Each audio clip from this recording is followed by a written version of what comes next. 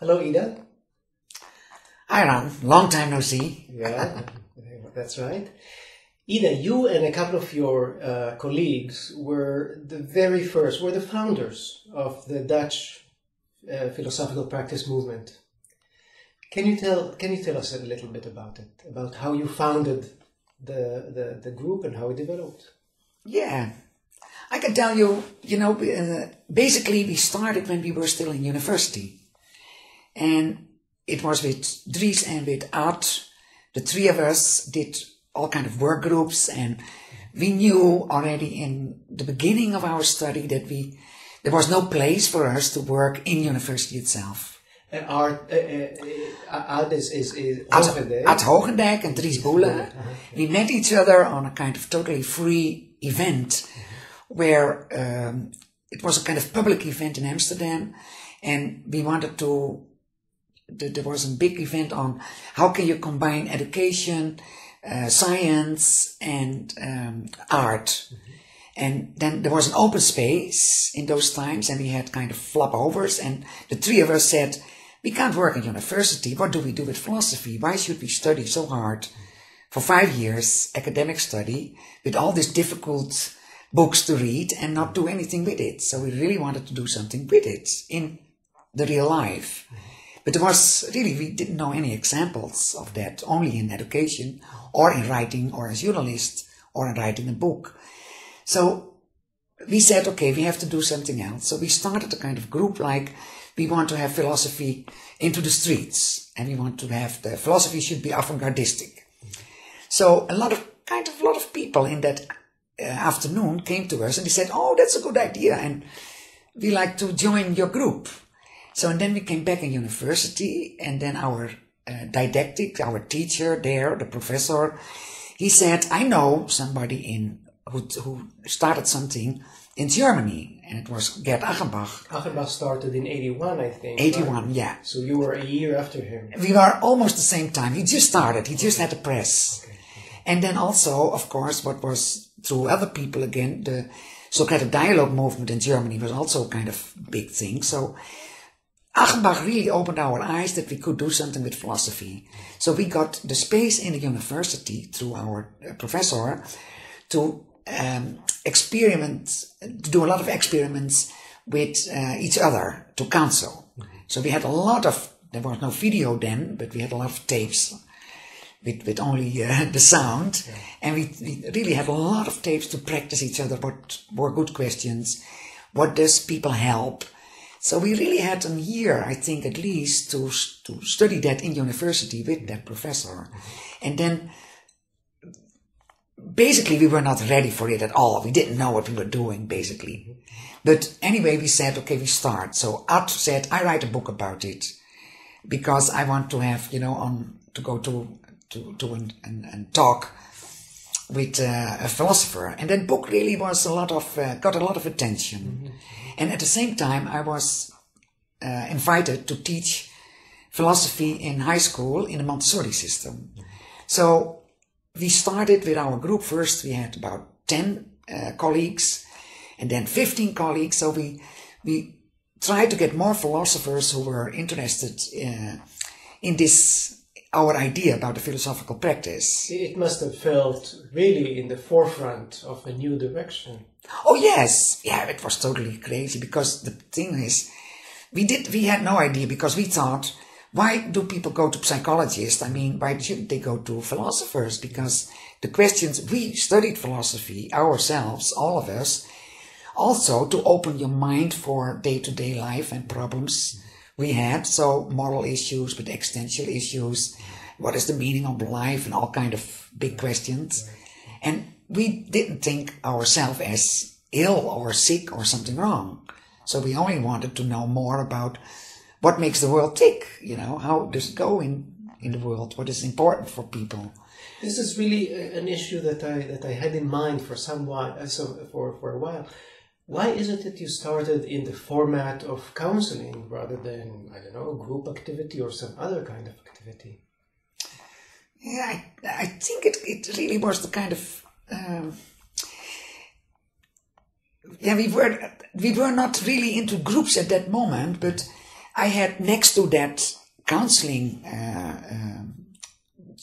thing, what we experimented with, I had also groups who did philosophy courses. I was studying myself, but I also had other people who wanted to do something with philosophy, having dialogues. So we did do group sessions, but this was new. Okay.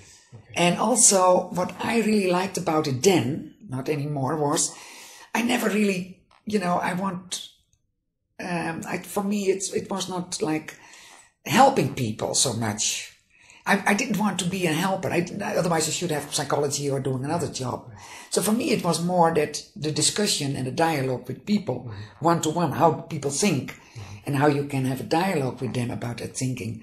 That really was one-to-one, was in that stage very interesting for me.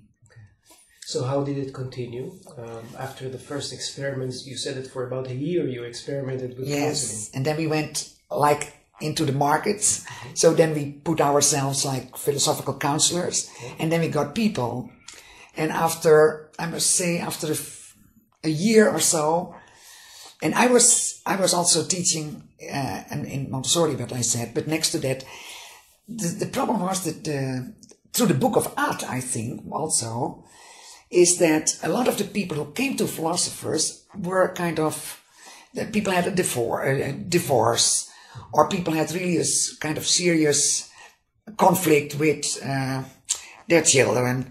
So after so many personal kind of issues, I was not so interested anymore.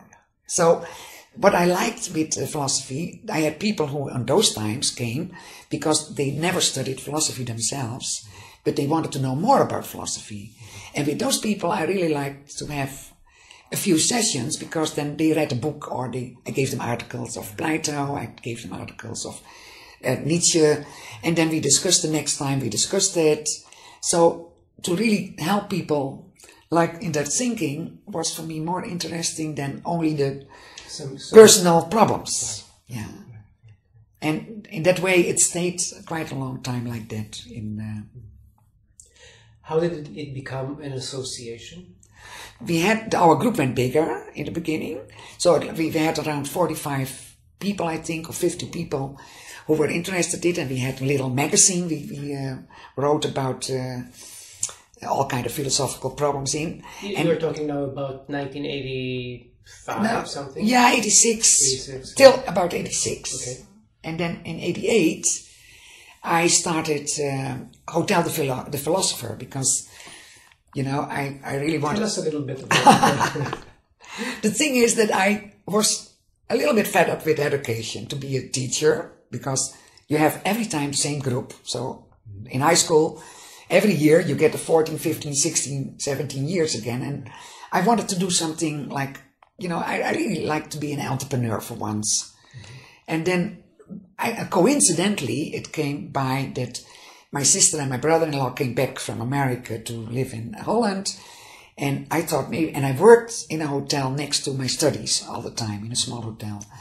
So I don't know how it came, but then suddenly we found a place, what was a hotel. I think, oh, that's nice, we can do that. But the only thing I wanted to have a hotel if it was called the Philosophe.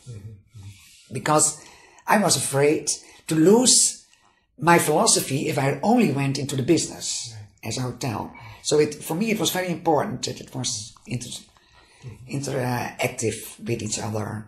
So then we had a place with our group to start our, we had a room for meetings and we could see each other. So that was a lot easier, because it's kind of hard in Amsterdam to find a place without any money to see each other. So then we started, and we said we need now an association, because philosophy has a tendency in the world that kind of often here and there kind of strange people come at philosophy. And that was the same in Holland. So we wanted to really also have a demarcation, like philosophy students, and that not everybody, who had a kind of crazy idea could join. So we had a feeling we have to get a demarcation of our group who studied philosophy and who want to do something with practical philosophy. And also to help each other trainings and to help each other in education, but also help each other on clients. So that was when we, that's the reason really why we went. So in 1988, that's when it started. Yes. Then it was a little, we had a place where we often met. In those first 7 or 8 years, did you have any contact with a German group around Achenbach? Yes, we went, yeah. Quite a few of our group went to Achenbach in the beginning already. And Achenbach was really nice to talk to us, but he was also a kind of authority figure. So he often said, okay, I can't tell you what to do. You have to do it yourself. So he was nice enough, but you could not, he did not want us as pupils. Okay. He did his own thing, and we had to find out our own thing. So that was okay. I mean, otherwise you do the same. You get him. Yeah. We didn't see him as a master or something, or the teacher. I see. But he had a good idea, we thought. So after you more or less consolidated your view, maybe in the mid-1980s or towards the end, after the establishment of your association, what was your vision of philosophical practice? What did you hope for it to evolve? Of course, it should be worldwide phenomenon. But for us, it was like because it was really because to educate ourselves.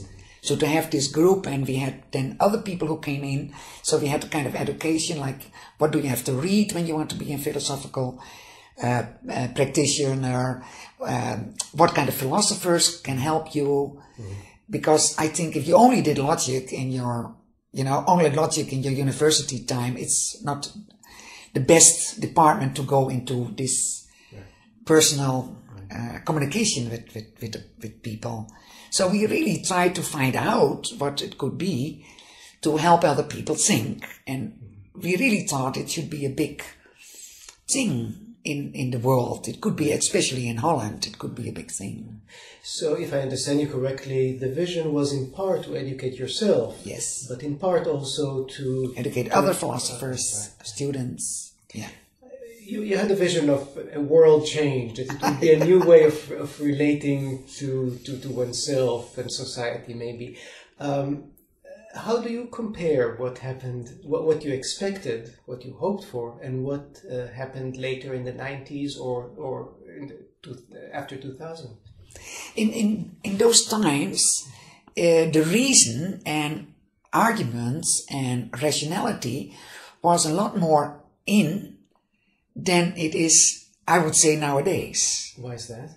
Because since the last 10 years, or maybe even 15 years, there is a lot more emphasis on biology, on the brain science.